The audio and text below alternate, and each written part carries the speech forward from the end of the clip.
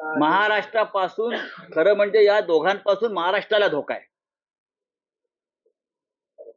नरेंद्र मोदी आणि अमित शहा यांच्यापासून महाराष्ट्राला धोका आहे. आणि हा धोका काय हे आपण गेल्या 2.5 वर्षात पाहता कशी महाराष्ट्राची लूट होत्या प्रत्येक बाबतीमध्ये. धोका आहे.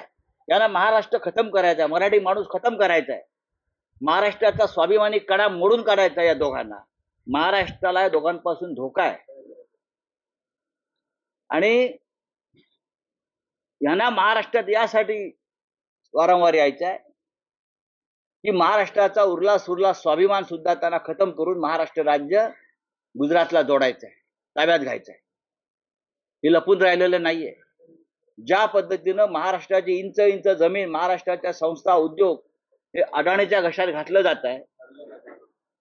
ही संपत्ती जरी अडाणीच्या नावावरती असली तरी त्या दौलतीचे खरे मालक हे नरेंद्र मोदी आणि शहा आहेत. हे लक्षात घ्या.